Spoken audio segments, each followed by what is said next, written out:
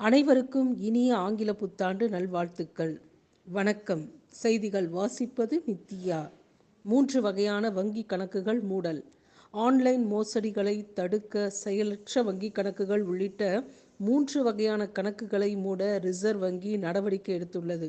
2 ஆண்டுகளுக்கு மேலாக பண பரிமாற்றம் நடக்காத வங்கி கணக்குகள், நீண்ட காலமாக பூஜ்ய தொகையை மட்டும் வைத்திருக்கும் வங்கி கணக்குகள் மூடப்படுவதாக அறிவிக்கப்பட்டுள்ளன.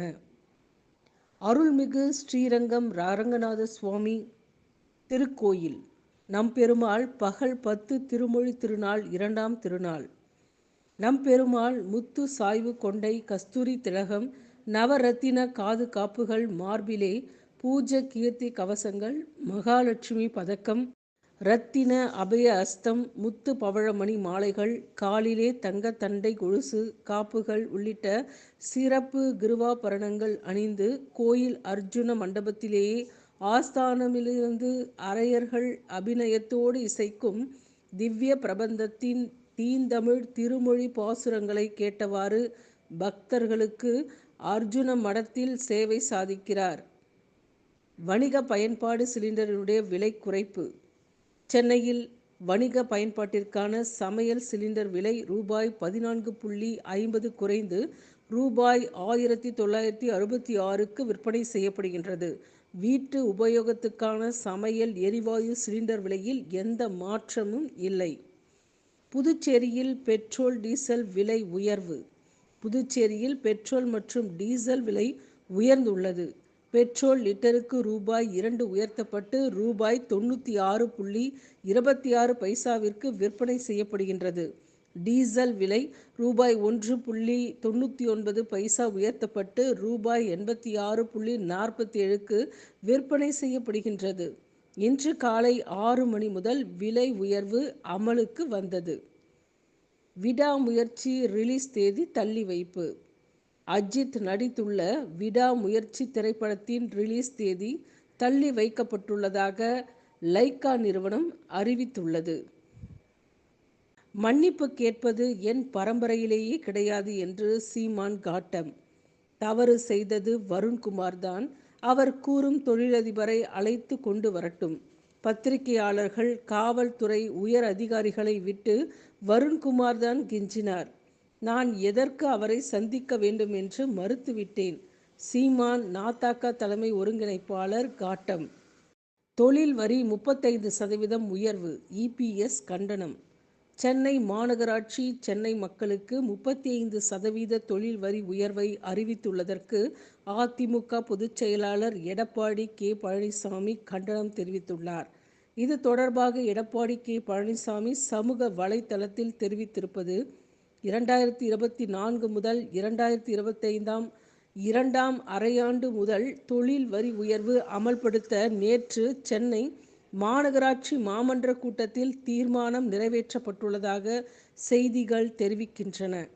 திமுக ஆட்சியில் சென்னை மாநகரின் முக்கிய சாலைகளான அண்ணா சாலை, பூந்தமல்லி நெடுஞ்சாலை, காமராஜர் சாலை, நெல்சன் மாணிக்கம் சாலை, வடபழனி முதல் போரூர் சாலை, சர்தார் வல்லபாய் பட்டேல் சாலை, ஈசிஆர் சாலை, OMR சாலை என்ற அனைத்து முக்கிய சாலைகளுமே குண்டும் குழியுமாக காட்சியளிக்கின்றன.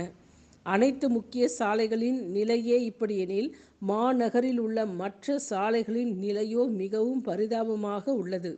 இதனால் நாள்தோறும் சாலை விபத்துக்கள் நடந்த வண்ணம் உள்ளன. ஏற்கனவே சொத்து வரி, குடிநீர் கட்டணங்கள் உயர்த்தப்பட்ட நிலையில் இனி ஆண்டுதோறும் 6% வரி உயர்வு அமல்படுத்தப்படும் என்றும், இவற்றோடு குப்பை வரி, கட்டட வரைபட கட்டணங்கள் உயர்வு உள்ளிட்ட பல்வேறு கட்டணங்கள் உயர்த்தப்பட்ட நிலையில் இந்த தொழில் வரி உயர்வினால் அரசு மற்றும் தனியார் நிறுவனங்களில் பணிபுரிபவர்கள், வணிகர்கள் என்று சுமார் 75% மக்கள் பாதிப்புக்கு உள்ளாகக்கூடிய நிலை உருவாகி உள்ளது. மக்களின் சுமையை குறைக்கும் வகையில் உயர்த்தப்பட்ட தொழில் வரி உள்ளிட்ட அனைத்து வரி உயர்வுகளையும் திரும்ப பெற திமுகவின் ஸ்டாலின் மாடல் அரசை வலியுறுத்துகிறேன் என்று குறிப்பிட்டுள்ளார். ராபின் சர்மா நிறுவனத்துடன் திமுக ஒப்பந்தம். 2026 சட்டமன்ற தேர்தலுக்கான பிரச்சார யுக்திகளை வகுக்க ராபின் சர்மாவின் ஷோ டைம் கன்சல்டன்சி நிறுவனத்துடன் திமுக ஒப்பந்தம். ஆந்திராவில் சந்திரபாபு நாயுடுவிற்கும், மேகாலயா மாநிலத்தில் தேசிய மக்கள் கட்சிக்கும், மகாராஷ்டிராவில் சிவசேனா ஏக்நாத் ஷிண்டே பிரிவிற்கும் தேர்தல் யுக்திகளை வகுத்து கொடுத்தது ராபின் சர்மாவின் ஷோ டைம் நிறுவனம். அண்ணா பல்கலைக்கழக பாலியல் வன்கொடுமை சம்பவம் இந்திய அளவில் பேசப்பட்டு வருகின்றது. அதிமுக சார்பில் தொடரப்பட்ட வழக்கில் 3 உயர் பெண் அதிகாரிகள் விசாரிக்க நீதிமன்றம் உத்தரவிட்டுள்ளது. உண்மை குற்றவாளிகள் கண்டறியப்பட வேண்டும் என்பதே அதிமுகவின் நோக்கம். கன்னியாகுமரி கண்ணாடி பாலம் திட்டம் அதிமுக ஆட்சியில் கொண்டு வரப்பட்டது. மத்திய அரசு திட்டமான சாகர் மாலா திட்டத்தின் கீழ் இந்த திட்டம் செயல்படுவதாக இருந்தது. கொரோனா காலம் என்பதாலும் சுற்றுச்சூழல் அனுமதி பெற தாமதமானதாலும் நிறைவேறாமல் போனது என்று அதிமுக பொதுச் செயலாளர் எடப்பாடி பழனிசாமி தெரிவித்துள்ளார். அதிமுக பொதுச் செயலாளர் எடப்பாடி பழனிசாமிக்கு அமைச்சர் ரகுபதி பதில். அரசியல் இருப்பை காட்ட மாணவியரிடம் அச்ச உணர்வை ஏற்படுத்தும் உள்நோக்கத்துடன் செயல்படுகின்றார் எடப்பாடி பழனிசாமி. எஃப்ஐஆர் லீக்கான விவகாரத்தில் அற்பத்தனமாக பொய் பேசிய பழனிசாமி மக்கள் முன்பு மன்னிப்பு கேட்டிருக்க வேண்டும். ஆனால் அடுத்த பொய்க்கு தாவிவிட்டார். கைதான ஞானசேகரன் அதிமுக ஆட்சியில்தான் பல குற்றங்களில் ஈடுபட்டுள்ளான். அந்த வழக்குகளில் தண்டனை கிடைக்க பழனிசாமி என்ன நடவடிக்கை எடுத்தார்? பொள்ளாச்சி வழக்கை உடனடியாக சிபிஐக்கு மாற்றினேன் என பெருமையாக கூறினார். அதிமுகவின் முக்கிய புள்ளிகள் முக்கிய குற்றவாளியாக இருந்ததால் எதிர்க்கட்சிகள் நடத்திய கடும் போராட்டத்தால் சிபிஐக்கு வழக்கு ஒப்படைக்கப்பட்டது. பாஜகவுடன் கள்ள கூட்டணி தொடர்வதால் அந்த வழக்கில் இன்னும் விசாரணையே முடியாமல் இருக்கின்றது. பரங்கிமலை மாணவி கொலை வழக்கில் 2 ஆண்டுகளில் குற்றவாளி சதீஷுக்கு மரண தண்டனை கிடைக்கும் வகையில் திமுக ஆட்சியில் காவல்துறையும் நீதித்துறையும் சிறப்பாக செயல்பட்டுள்ளது. தமிழகத்தில் பொங்கல் வரை மழைக்கு வாய்ப்புள்ளது. அதன் பிறகு வடகிழக்கு பருவமழை விலகும். தமிழகத்தில் இந்த ஆண்டு வடகிழக்கு பருவமழை இயல்பை விட 33% அதிகம் பெய்துள்ளது.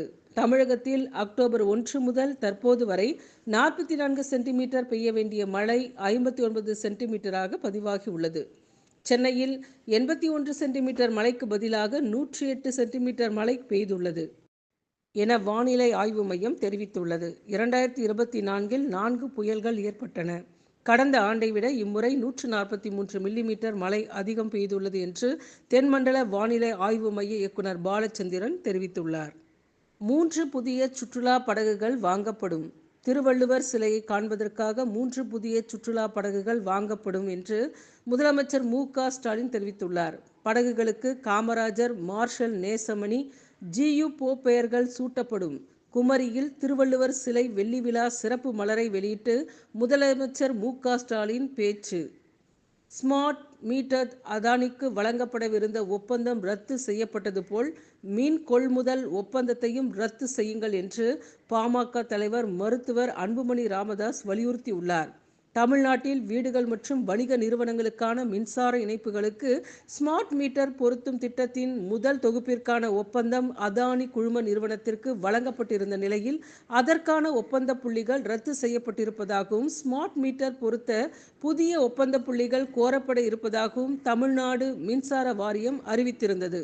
மக்களின் இரத்தத்தை உறிஞ்சி வசூலிக்கப்படும் மின் கட்டணத்தின் பெரும் பகுதி அதானி குழுமத்திற்கு தாரை வார்க்கப்பட்டிருப்பது தடுக்கப்பட்டிருப்பதும் அதற்காக பங்காற்றியதும் மகிழ்ச்சி அளிக்கின்றது. ஸ்மார்ட் மீட்டர் பொருத்துவதற்கான ஒப்பந்தம் வழங்குவதற்கான நடைமுறையில் தொடக்கத்திலிருந்தே ஏராளமான குளறுபடிகள் நிகழ்ந்து வந்தன. ஸ்மார்ட் மீட்டர்களை பொருத்துவதற்கான ஒப்பந்த புள்ளிகள் கடந்த 2023ஆம் ஆண்டு ஆகஸ்ட் மாதம் கோரப்பட்டது. அதன் பின்னர் கிட்டத்தட்ட 1.5 ஆண்டுகளான நிலையில் இடைப்பட்ட காலத்தில் ஸ்மார்ட் மீட்டர்களின் விலைகள் எவ்வளவு குறைந்திருக்கின்றன என்பதை கருத்தில் கொள்ளாமல் ஒப்பந்த புள்ளிகளை இறுதி செய்வது எந்த வகையில் நியாயம்?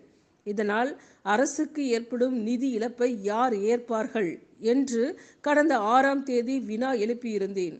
அண்டை மாநிலமான புதுச்சேரியில் 1 மீட்டருக்கான மொத்த செலவு ரூபாய் 6,169 என குறிப்பிடப்பட்டுள்ளது. அந்த தொகை நிர்ணயிக்கப்பட்டு 2 ஆண்டுகள் நிறைவடையிருக்கும் நிலையில் ஸ்மார்ட் மீட்டர்களின் விலை ரூபாய் 4,000 என்ற அளவுக்கு குறைந்து விட்டதாக கூறப்படுகின்றது. அவ்வாறு இருக்கும் நிலையில் தமிழக அரசால் வழங்கப்படும் முன்பணம் தவிர அதானி குழுமத்திற்கு அதிகபட்சமாக ரூபாய் 15,000 வீதம் 80 லட்சம் மீட்டர்களுக்கு வழங்கப்பட்டால் தமிழ்நாட்டு மக்களின் வரிப்பணம் எத்தனை ஆயிரம் கோடி தாரை வார்க்கப்படுகின்றது என்பதை எளிதாக கணக்கிட்டுக் கொள்ள முடியும் என்று வினா எழுப்பிய நான், அரசுக்கு பெரும் இழப்பை ஏற்படுத்தக்கூடிய இந்த ஒப்பந்தத்தை ரத்து செய்ய வேண்டும் என்று வலியுறுத்தியிருந்தேன். அது இப்போது நடந்திருக்கின்றது. இது பாட்டாளி மக்கள் கட்சிக்கு கிடைத்த வெற்றியாகும். ஸ்மார்ட் மீட்டர் பொருத்துவதற்காக மறு ஒப்பந்த புள்ளிகள் கோரப்படுவதும் தேவையற்றது. அவ்வாறு மறு ஒப்பந்த புள்ளி கோரப்பட்டால் மக்களின் பணம் அதானி குழுமத்திற்கு பதிலாக இன்னொரு நிறுவனத்திற்கு தாரை வார்க்கப்படுவதற்கு தான் வழிவகுக்கும். எனவே அந்த முடிவை கைவிட்டு ஸ்மார்ட் மீட்டர் பொருத்தும் திட்டத்தை தமிழ்நாடு மின்சார வாரியமே நேரடியாக செயல்படுத்த வேண்டும். அதேபோல் அதானி குழும நிறுவனம் தயாரிக்கும் சூரிய ஒளி மின்சாரத்தை இந்திய சூரிய ஒளி மின் உற்பத்தி கழகத்தின் வாயிலாக வாங்குவதற்காக வழங்கப்படும் கட்டணமான யூனிட்டுக்கு ரூபாய் 2.61 என்பது மிகவும் அதிகம் என்பதாலும் இந்த ஒப்பந்தத்தின் பின்னணியில் தமிழ்நாடு மின்சார வாரிய அதிகாரிகளுக்கு கையூட்டு கொடுக்கப்பட்டதாக குற்றச்சாட்டு எழுந்து அது தொடர்பாக அமெரிக்க நீதிமன்றத்தில் வழக்கு தொடரப்பட்டிருப்பதாலும் அதற்கான ஒப்பந்தத்தையும் தமிழக அரசு ரத்து செய்ய வேண்டும் என்று பாமக தலைவர் மருத்துவர் அன்புமணி ராமதாஸ் வலியுறுத்தியுள்ளார். இத்துடன் இன்றைய செய்தி அறிக்கைகள் நிறைவடைந்தன. நன்றி, வணக்கம்.